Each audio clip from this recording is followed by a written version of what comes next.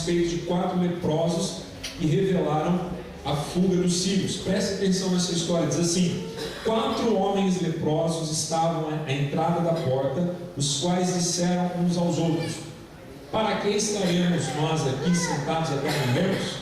Se dissermos entremos na cidade, há fome na cidade, e morreremos lá.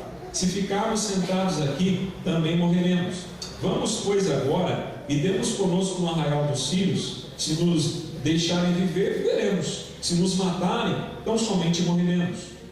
Levantaram-se ao anoitecer para se dirigirem ao arraial dos sírios, e tendo chegado à entrada do arraial, eis que não havia lá ninguém, porque o Senhor fizera ouvir no arraial dos sírios o ruído de carros e de cavalos e o ruído de um grande exército, de maneira que disseram uns aos outros: eis que o rei de Israel alugou contra nós os reis dos heteus e os reis dos egípcios para virem contra nós. Pelo que se levantaram e, fugindo ao anoitecer, deixaram as suas tendas, os seus cavalos, os seus jumentos e o arraial como estava, e fugiram para salvar a sua própria vida. Versículo 8: chegando, pois, aqueles leprosos à entrada do arraial, entraram numa tenda e comeram e beberam, e tomaram dali prata e ouro e vestes, e se foram, e os esconderam. E voltaram e entraram em outra tenda, e dali também tomaram alguma coisa e a esconderam. Então, até aqui, esse texto relata que os leprosos, por causa desse ímpeto, dessa coragem eles estavam fora da cidade. Os irmãos conhecem a história que o leproso não podia estar em convívio com as demais pessoas que habitavam dentro dos perímetros urbanos da cidade. Eles tinham que ficar fora. E ali aqueles leprosos estavam imaginando: olha, lá dentro tem fome, aqui fora o exército vem contra nós no cerco. Se nós entrarmos na cidade, nós vamos morrer de fome. Se nós ficarmos esperando aqui, o exército vai vir contra nós, eles vão nos matar. Então já vamos de encontro com a morte. Vamos ver o que vai acontecer. E eles pegaram e se levantaram. Quantos leprosos? 4.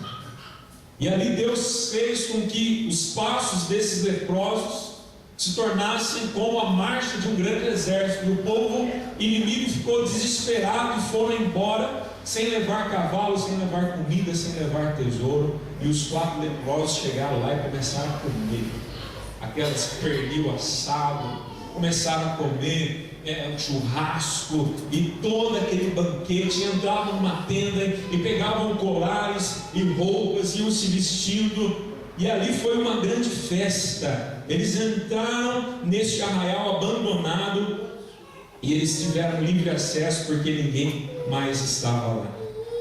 Da mesma maneira, quem encontra o reino de Deus, da mesma maneira, aquela pessoa que entra pelas portas ou pela porta que é Jesus Cristo, ele é provido de uma vida plena, de abundância. Ele encontra a verdadeira provisão, a verdadeira felicidade. Quando alguém encontra o reino de Deus, ele encontra a verdadeira bênção. Você lembra o texto de João capítulo 3, versículo 16? Porque Deus amou ao mundo de tal maneira que deu o seu Filho unigênito, para que todo aquele que nele crê não pereça, mas tenha vida eterna. A vida eterna faz parte, é privilégio daqueles que entraram no reino através do nome de Jesus Cristo. Ou seja, todas as necessidades espirituais daquele que entra no reino é suprido pelo rei deste reino. Glória a Deus. O rei deste reino é Deus. Amém, irmão? O rei do reino de Deus. E aquele que entra no reino é suprido. Ele recebe todas as providências, sejam emocionais, físicas, mentais, em quaisquer áreas que for. Outro ponto que a gente pode comparar aqui de semelhança entre esse tempo e o tempo de hoje, versículos 9 até o 11 de 2 Reis 7, diz assim, ó: então disseram uns para os outros, estavam lá desfrutando, estavam comendo, estavam desfrutando daquilo que eles encontraram, mas eles pararam e um falou para o outro: não fazemos bem, esse dia é dia de boas novas, e nós nos calamos. Se esperarmos até a luz da manhã, seremos tidos por culpados. Agora, pois, vamos e o anunciemos à casa do rei.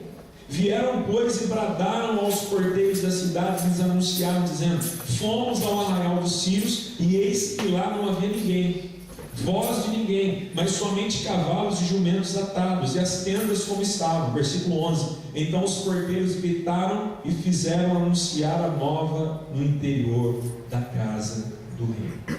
A decisão de compartilhar essa boa notícia. Se nós estamos no reino, se as nossas dificuldades foram supridas, se as nossas necessidades foram supridas, porque hoje nós estamos no reino, nós não podemos nos calar. Nós não podemos fazer a festa somente para nós. Nós precisamos sair correndo para anunciar isso. Aqueles homens, 4 leprosos, escute o que Deus usou: 4 leprosos.